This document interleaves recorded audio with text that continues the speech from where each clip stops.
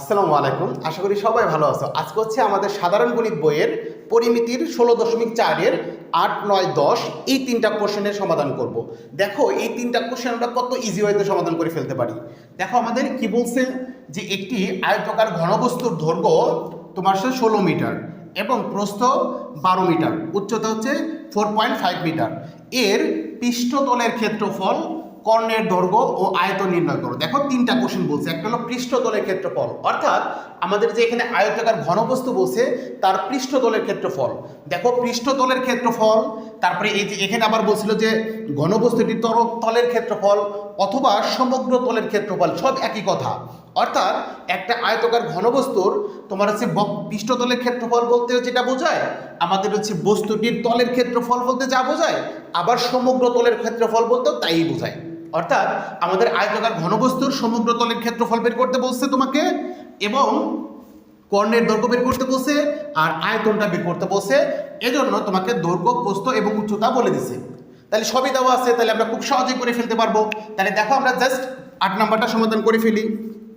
যে আমরা কি লিখবো সর্বপ্রথম, যে আমরা লিখব দেওয়া আছে, যে দেওয়া আছে আমাদের যা যা দেওয়া আছে আমরা সেটা খালি লিখে ফেলবো। যে দেওয়া আছে তোমার দৈর্ঘ্য, যে দৈর্ঘ্য তোমার সমান সমান হচ্ছে 16। আচ্ছা, দৈর্ঘ্যকে আমরা এ ধরি, যে দৈর্ঘ্য এ সমান সমান হচ্ছে 16 মিটার। তারপর আমাদের কি দেওয়া আছে, প্রস্থ 12 মিটার। প্রস্থটাকে আমরা বি ধরি, যে প্রস্থ বি ইকুয়াল টু 12 মিটার, এবং আমাদের হচ্ছে উচ্চতা 4.5 মিটার, আর উচ্চতা তোমার হচ্ছে সি ইকুয়াল টু 4.5 মিটার। তাহলে এইগুলো আমাদের দেওয়া ছিল। দৈর্ঘ্যটাকে আমরা ধরলাম এ 16 মিটার, তারপর হচ্ছে প্রস্থটাকে ধরলাম বি, বি হচ্ছে আমাদের কত 12 মিটার, এবং উচ্চতাটাকে ধরলাম সি, সি হচ্ছে 4.5 মিটার। ওকে, এখন তোমাকে বললো যে পৃষ্ঠতলের ক্ষেত্রফল কত সেটা বের করো। তাহলে পৃষ্ঠতলের ক্ষেত্রফল, তাহলে আমরা লিখব যে আমরা জানি তোমার হচ্ছে আয়তকার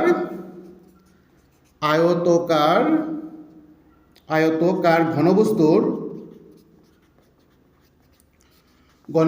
তোমার পৃষ্ঠতলের ক্ষেত্রফল। তো ক্ষেত্রফল সমান সমান কে কে জানো আমাকে বলো দেখি কমেন্টে, যে তুমি জানাও তো দেখি কে কে জানো তোমরা পৃষ্ঠতলের ক্ষেত্রফল কি। যে আমি তোমাদের লিখে দিই এখন 2 into A B plus B C plus C A, এটা, তাই না?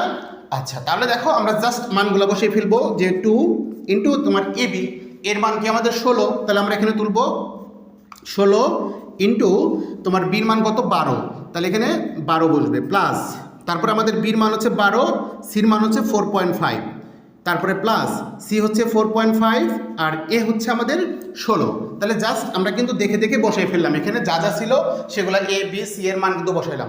এখন তুমি এটা ক্যালকুলেটরে ক্যালকুলেশন করো, দেখো কত আসে। তাহলে জাস্ট আমরা এটা ক্যালকুলেটর দিয়ে সমাধান করে ফেলি। দেখো আমরা সর্বপ্রথম এই ভিতরেটা তুলবো, যে মানটা আসবে তার সাথে আমরা 2 গুণ করে ফেলবো। তাহলে সর্বপ্রথম তুলবো 16 ইন্টু 12 তুলবো আমরা। তারপরে কি দেবো, এখানে প্লাস ছিল, প্লাস দেবো, জাস্ট প্লাস। এরপরে কি তুলবো 12 ইন্টু 4.5, তাহলে যে 12 ইন্টু 4.5, তারপরে প্লাস 4.5 ইন্টু 16, তাহলে আমরা দেবো এখানে 4.5 ইন্টু তোমার 16। তাহলে এটা দেওয়ার পরে তুমি ইকুয়ালে চাপ দিবা, ইকুয়ালে চাপ দিলে আসবে 318, যে এটার মান আসে কত 318। তাহলে এখানে 2 ইন্টু 318, তাহলে 318 সাথে তুমি এবার 2 গুণ করো, যেটা আসবে সেটাই তোমার অ্যান্সার হবে। এটা গুণ করলে আসবে 636, তাহলে এখানে আসবে 636 এত বর্গ মিটার। যেহেতু এটা হচ্ছে ক্ষেত্রফল, পৃষ্ঠতলের ক্ষেত্রফল মানে তোমরা জানো বর্গ দিতে হয়, তাহলে বর্গ এখানে মিটার ছিল, এই জন্য আমরা মিটার দিলাম। তাহলে এত বর্গ মিটার, এটা আমাদের একটা অ্যান্সার। আমাদের আরও কোশ্চেন বলছে কর্ণের দৈর্ঘ্য কত সেটা বের করো। তাহলে আমরা এখানে লিখি যে সুতরাং কর্ণের দৈর্ঘ্য সমান সমান কে কে সূত্র জানো একটু বলো তো আমাকে কমেন্টে, একটু জানাও তো যে কর্ণের দৈর্ঘ্য তোমরা কে কে জানো। ঠিক আছে, লেখো। তাহলে দেখো আমি তোমাদেরকে লিখে দিই, তোমরা চেক করো যে কার কার হলো। তাহলে কর্ণের দৈর্ঘ্য হচ্ছে a square plus b square plus c square, অর্থাৎ আয়তাকার ঘনবস্তুর কর্ণের দৈর্ঘ্য হচ্ছে আমাদের দৈর্ঘ্য স্কোয়ার প্লাস প্রস্থ স্কোয়ার প্লাস উচ্চতা স্কোয়ার। তাহলে দেখো জাস্ট আমরা মানটা বসিয়ে ফেলি।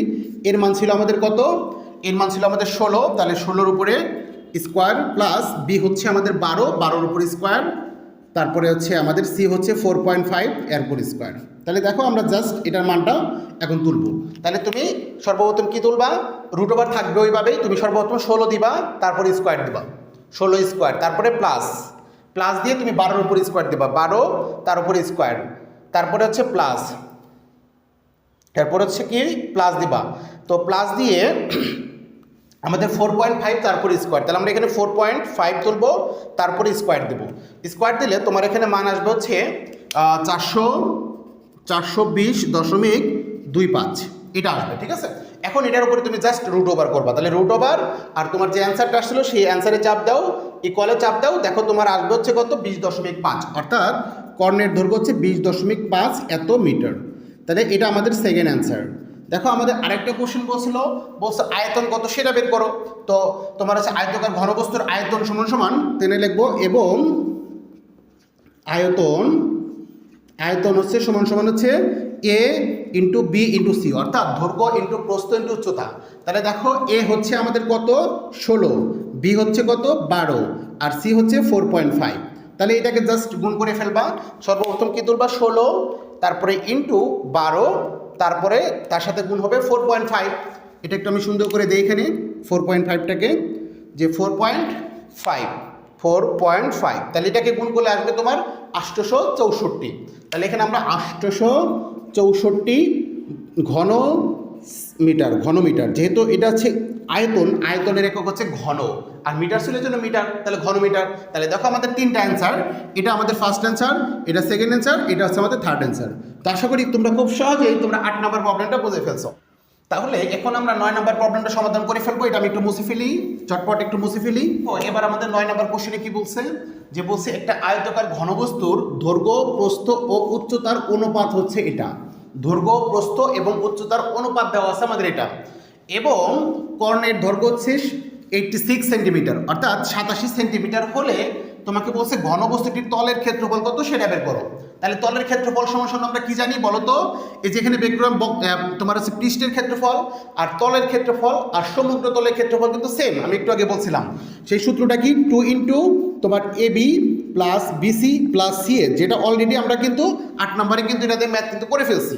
ওকে, যেখানে এ ছিল দৈর্ঘ্য, বি হচ্ছে প্রস্থ, আর সি হচ্ছে উচ্চতা।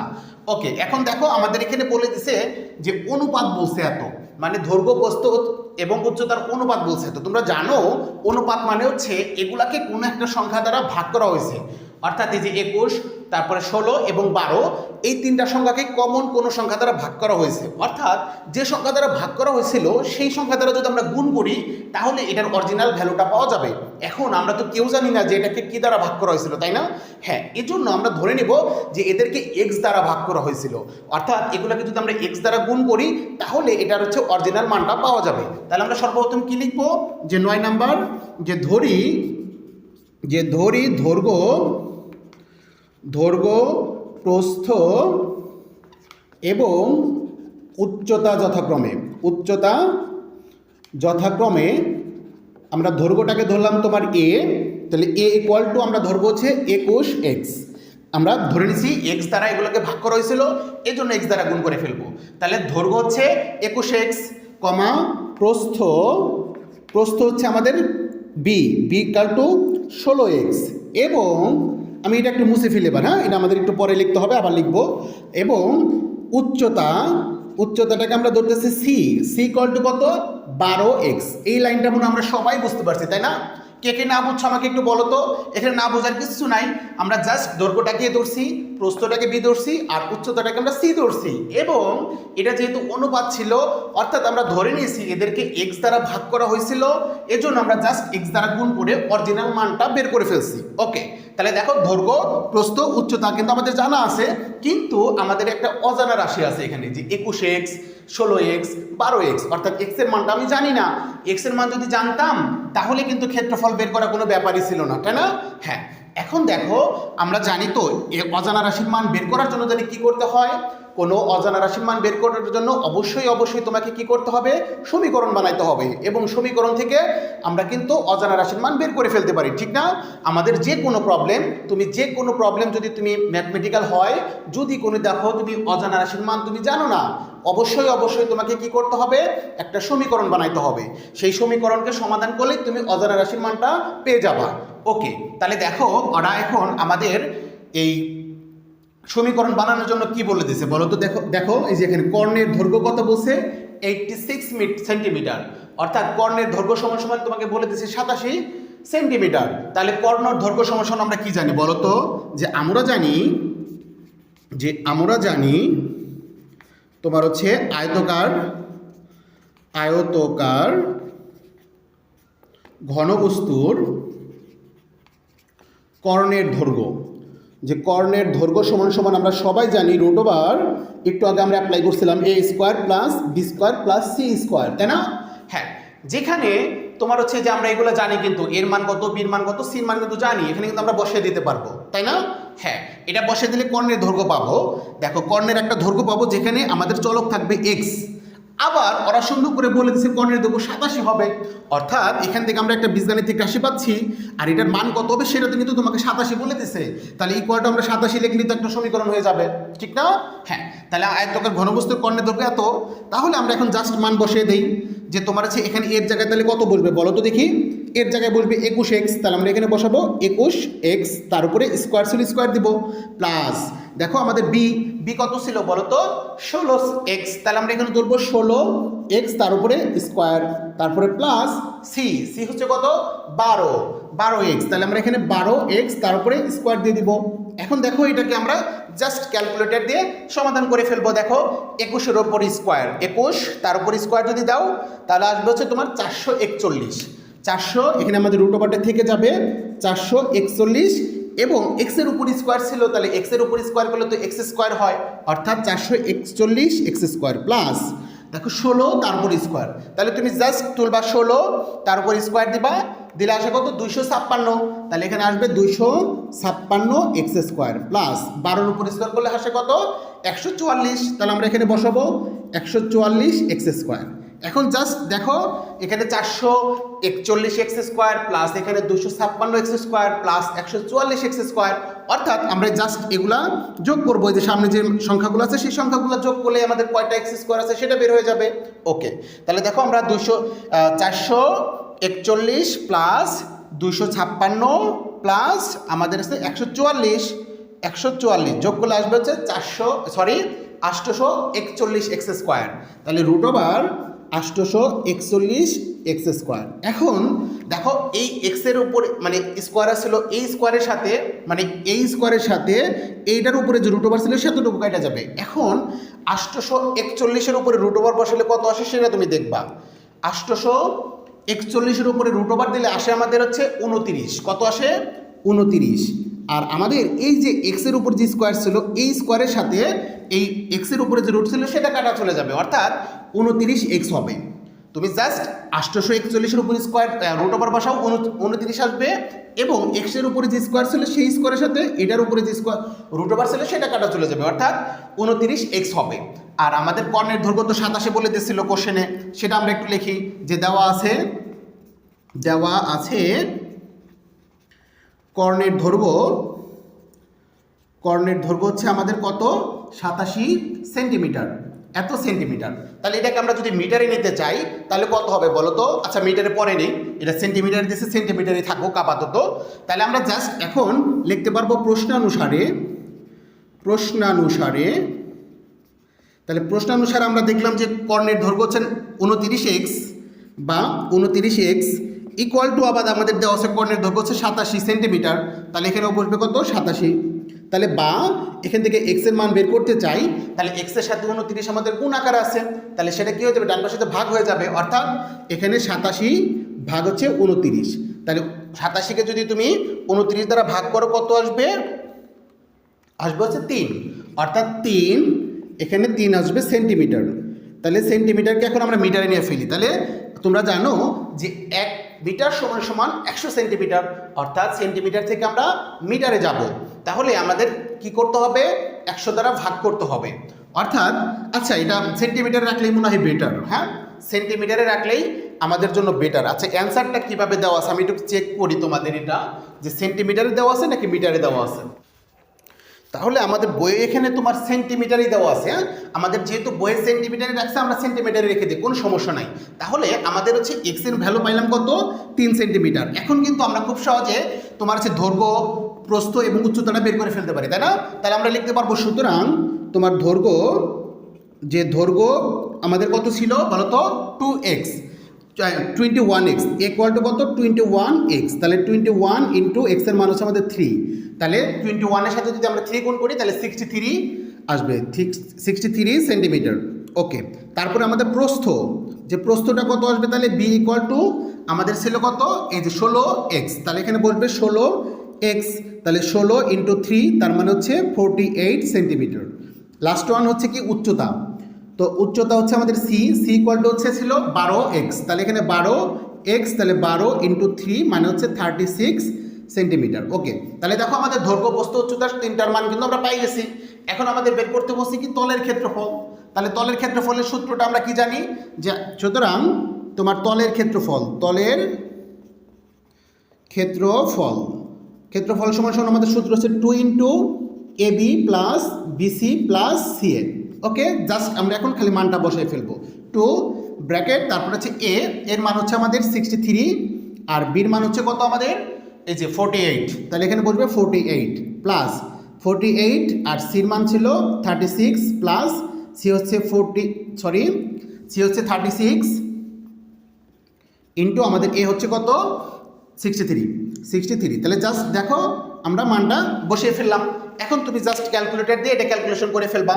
তাহলে দেখো প্রথমে আমরা কি করব 63 ইন্টু 48, তারপরে প্লাস আমাদের হচ্ছে 48 ইন্টু 36, তাহলে 48 ইন্টু 36 প্লাস এরপরে প্লাস দিয়ে আমাদের কত হবে 36 ইন্টু 63, তাহলে আমরা কি করব 36 ইন্টু 63, তাহলে এটা পরে ইকুয়াল চাপ দিলে আসবে তোমার কত 7020।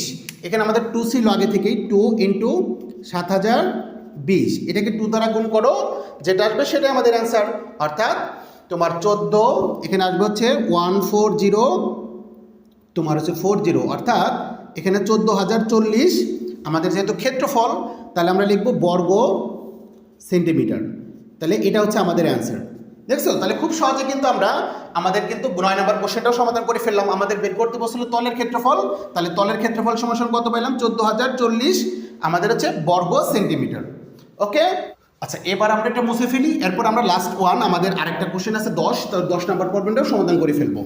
তাহলে দেখো আমাদের 10 নম্বর প্রবলেমে কি বলছে, যে একটি আয়তকার ঘনবস্তু 48 বর্গ মিটার ভূমির উপর দণ্ডায়মান। অর্থাৎ আমাদের যে আয়তকার ঘনবস্তু, তোমরা জানো আয়তকার ঘনবস্তু কিন্তু এরকম দেখতে, তাই না? যে আমাদের এটা কিন্তু অলরেডি কয়েকটা বার সমাধান করে ফেললাম, প্রত্যেকটার পিকচার কিন্তু এরকম ছিল, যে এটা হচ্ছে একটা আয়তকার ঘনবস্তু, যে আয়তকার ঘনবস্তু একটা তোমার 48 বর্গমিটার ভূমির উপর দণ্ডায়মান। অর্থাৎ এই যে আমাদের নিচে যেটা আছে না আয়তকার ঘনবস্তু, এটার হচ্ছে ক্ষেত্রফল তোমাকে বলছে যে তোমার 48 বর্গমিটার, ঠিক আছে? আচ্ছা, ভূমির উপর দণ্ডায়মান, এর উচ্চতা হচ্ছে 3 মিটার। অর্থাৎ উচ্চতা বলতে এই যে এখানকার যে দূরত্ব বা এই যে এটার যে উচ্চতা সেটা, তো উচ্চতা হচ্ছে তোমার কত 3 মিটার, আর কর্ণের দৈর্ঘ্য হচ্ছে তোমার 13 মিটার। তাহলে দৈর্ঘ্য এবং প্রস্থ কত সেটা বের করতে বলছে।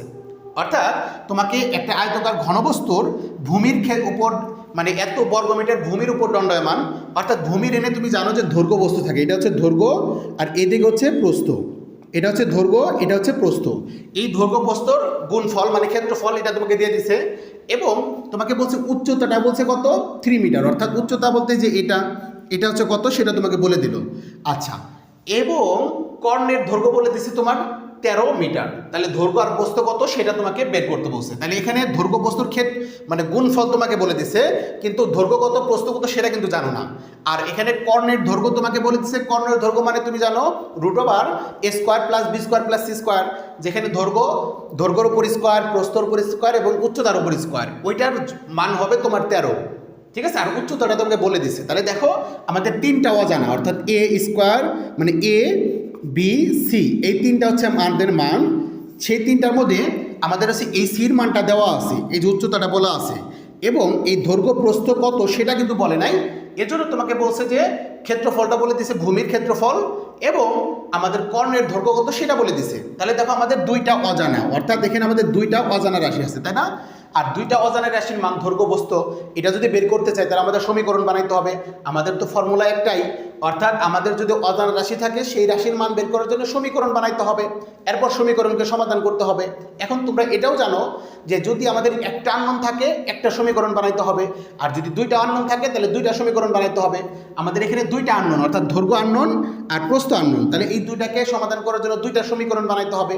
এই জন্য ওরা দুইটা শর্ত তোমাকে বলে দিছে, যে এখানে একটা শর্ত বলে দিছে আর এখানে একটা শর্ত বলেছে। এই দুইটা শর্ত ব্যবহার করে আমরা দুইটা সমীকরণ বানাইতে পারবো, পরে সেটাকে আমরা খুব সুন্দর করে সমাধান করে ফেলবো। ওকে, তাহলে দেখো আমরা জাস্ট এটা একটু মুছে ফেলি। আমরা এখন লিখবো যে দৈর্ঘ্যকে ধরি, যে আমরা ধরি যে 10 নাম্বার, যে ধরি তোমার দৈর্ঘ্য, যে দৈর্ঘ্য হলো x এবং প্রস্থ y, মানে দৈর্ঘ্য সমান সমান x এবং প্রস্থ সমান সমান y আমরা ধরে নিলাম। এই দৈর্ঘ্য এবং প্রস্থর মানটা বের করতে বলছে। ওকে, এখন আমাদের এই x এবং y কে ব্যবহার করে আমাদের দুইটা সমীকরণ বানাইতে হবে, কারণ এই দুইটার মান তো আমাদের বের করতে হবে, ঠিক না? আচ্ছা, তাহলে আমরা লিখতে পারবো যে এখানে আয়তকার ঘনবস্তু এত বর্গ মিটার ভূমির উপর দণ্ডায়মান। তাহলে আমরা লিখবো এখানে ভূমির ক্ষেত্রফল, যে ভূমির ক্ষেত্রফল, যে ক্ষেত্রফল সমান সমান কি তোমার দৈর্ঘ্য ইন্টু প্রস্থ, মানে x ইন্টু ওয়াই। যেহেতু দৈর্ঘ্য আর প্রস্থ দেওয়া আছে তার ভূমির ক্ষেত্রফল কত xy হবে। হ্যাঁ, এবং আমাদের এখানে বলছিল যে কর্ণের দৈর্ঘ্য হচ্ছে তোমার 13 মিটার। তাহলে আমরা লিখবো যে কর্ণ, যে কর্ণ সমান সমান কি রুট ওভার তোমার হচ্ছে x square plus y square plus c square. আচ্ছা, এখানে উচ্চতাটাকেও ধরে নেই, যে তোমার হচ্ছে এখানে আমরা উচ্চতাটা ধরে নেই এবং উচ্চতাকে আমরা কি ধরবো, জেড ধরবো নাকি সি ধরবো? আচ্ছা, জেডকে ধরি, যে উচ্চতা সমান সমান কত জেড। তাহলে আমাদের কর্ণ সমান সমান কি হবে, x square plus y square plus, এখানে সি স্কোয়ার হবে না কারণ আমরা উচ্চতাটাকে তো জেড ধরলাম, তাহলে এখানে লিখবো জেড স্কোয়ার। অর্থাৎ এটা আমরা জানি। এখন আমরা কি করব, প্রশ্ন অনুসারে আমাদের এখন সমীকরণ বানাইতে হবে।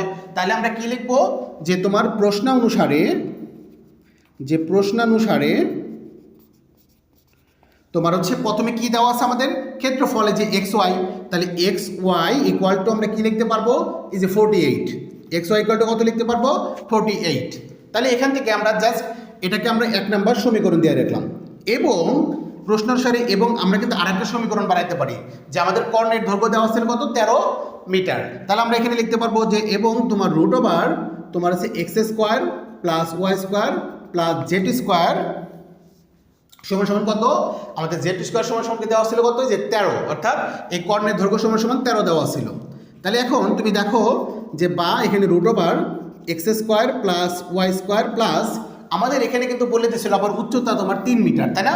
অর্থাৎ এই জেডের মানটা আমাদের বলা ছিল যে উচ্চতা জেড ইকুয়াল টু আমরা ধরে নেই যে 3, যেহেতু 3 দেওয়া ছিল আমরা একটু লিখে দিলাম এখানে। তাহলে জাস্ট এখানে জেডের পরিবর্তে আমরা 3 স্কোয়ার বসিয়ে দিই, তাহলে দেখো এটা 13 হইল। এখন আমরা যদি কি করি, এই রুট ওভারকে যদি সরাইতে চাই তাহলে উভয় পাশে আমাদের কী করতে হবে, বর্গ করতে হবে। তাহলে বর্গ করলে কিন্তু বাম পাশে রুট ওভারটা চলে যাবে, আর 13-এর উপর স্কোয়ার করলে তুমি তো জানো 169 আসবে। তাহলে বাম পাশে থাকবে x square plus y square plus 9 equal to 169। আমরা একটু উপরে চলে যাই এবার। হ্যাঁ, যে আমরা উপরে গিয়ে তাহলে কী লিখতে পারবো, যে বা তোমার হচ্ছে x square plus y square, এখানে আমাদের ছিল কত 9, সেই 9টাকে আমরা ডান পাশে পাঠিয়ে দেই। যে আমাদের ডান পাশে ছিল 169, সেখান থেকে 9টা বিয়োগ করে ফেলবো, কারণ এই বাম পাশে 9টা প্লাস ছিল, সেটা ডান পাশে যা মাইনাস হয়ে গেল। তাহলে বা x square plus y square সমান সমান 160। তাহলে এটা হচ্ছে আমাদের 2 নম্বর সমীকরণ, ঠিক আছে? এই দুইটাকে কাজে লাগে এখন আমরা জাস্ট তোমার হচ্ছে এক্স এবং ওয়াই মানটা বের করে ফেলবো। তাহলে আমরা এখন লিখতে পারি যে আমরা জানি, দেখো আমরা জানি তোমার হচ্ছে x plus y whole square সমান সমান কী জানি বলো তো? আমরা এখন এক্স এবং ওয়াই যুক্ত দুইটা সমীকরণ বানাবো। এখানে দুইটা সমীকরণ অলরেডি হয়েছে, আমরা আরেকটু সহজ সমীকরণ বানাইতে চাই।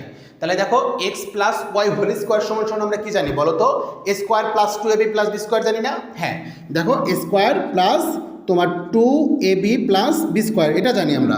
এখন দেখো বা x plus y whole square সমান সমান দেখো x square plus y square, এটার পরিবর্তে আমরা লিখতে পারবো 160, তাহলে এখানে লিখতে পারবো 160 প্লাস 2xy, তাহলে 2 ইন্টু দেখো এক্স ওয়াইয়ের ভ্যালু আমাদের কত 48, তাহলে এখানে আমরা 48 বসাইতে পারবো।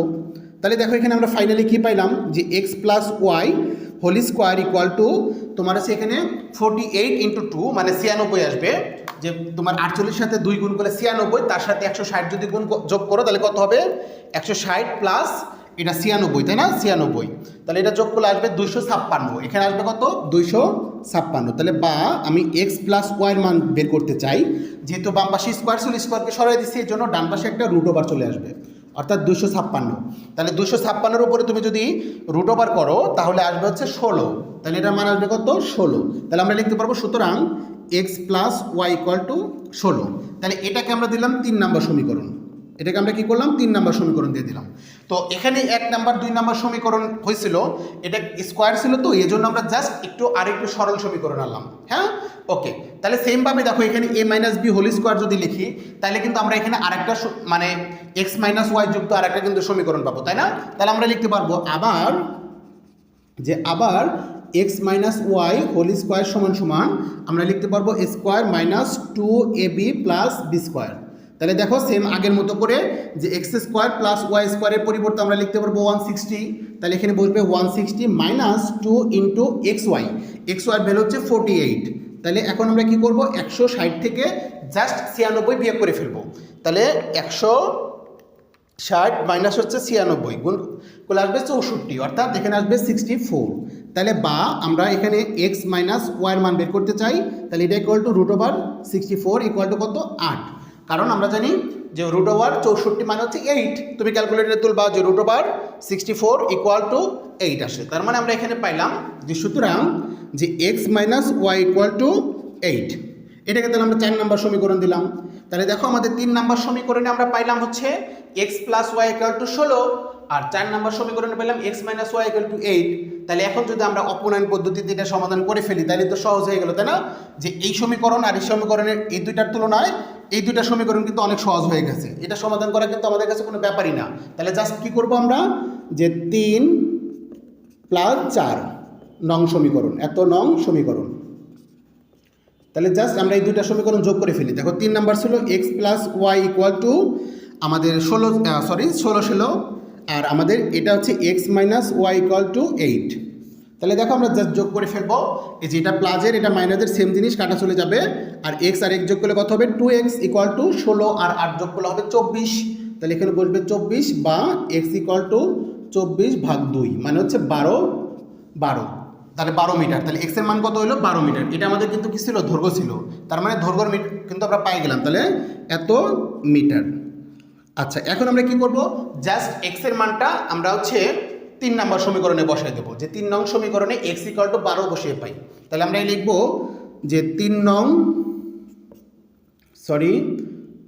নং সমীকরণে এক্স ইকুয়াল টু 12 বসিয়ে পাই। তাহলে দেখো 3 নম্বর সমীকরণ আমাদের কোনটা ছিল, এই যেটা, যে এক্স এর জায়গায় শুধু খালি 12 বসাবো, তাহলে 12 প্লাস যেগুলো ওয়াই ছিল ওয়াই ইকুয়াল টু কত 16, মানে জাস্ট এখানে এক্স এর জায়গায় আমরা 12 বসাইছি, প্লাস ওয়াই ছিল আর ইকুয়াল টু 16 ছিল, তাই থাকলো। তাহলে বা এখন হচ্ছে আমরা ওয়াইয়ের মান বের করতে চাই, এজন্য যে এখানে প্লাসে 12 ছিল সেটা ডান পাশে বিয়োগ হয়ে যাবে, তাহলে আমাদের এখানে অলরেডি 16 ছিল, 16 থেকে আমরা বিয়োগ করে ফেলবো 12, তাহলে 16 থেকে 12 বিয়োগ করলে হবে 4, অর্থাৎ আমাদের দৈর্ঘ্য হচ্ছে তোমার 12 মিটার, প্রস্থ হচ্ছে 4 মিটার, তাহলে এটা আমাদের অ্যান্সার হবে। তাহলে আমরা লিখবো যে উত্তর তোমার দৈর্ঘ্য হচ্ছে 12 মিটার এবং প্রস্থ 4 মিটার, তো এটা হচ্ছে আমাদের অ্যান্সার। দেখো আশা করি খুব সহজেই তোমরা 8 নাম্বার 9 নাম্বার এবং 10 নাম্বার প্রবলেম বুঝতে পারছো। তো আমরা কিন্তু ধারাবাহিকভাবে তোমাদের কিন্তু জেনারেল ম্যাথ এবং হায়ার ম্যাথ দুইটা বইরই কিন্তু A to Z প্রত্যেকটা অনুশীলনীর সবগুলা ম্যাথ কিন্তু আমরা ধারাবাহিকভাবে তোমাদেরকে দিচ্ছি। আশা করি তোমরা খুব ভালোভাবে বুঝতে পারতেছো। তোমরা যদি না বুঝতে পারো আমাদেরকে কমেন্ট করে জানাও, এবং তোমাদেরকে কোন চ্যাপ্টারগুলো আগে দিলে ভালো হয় এবং আর কি বিষয়ে তোমাদেরকে ক্লাস নিলে ভালো হয় সেগুলো একটু কমেন্ট করে জানাও, এবং তোমাদের বন্ধুদের সাথে এই ক্লাসগুলো একটু শেয়ার করে দাও। সবাই সুস্থ থাকো, ভালো থাকো, আসসালামু আলাইকুম।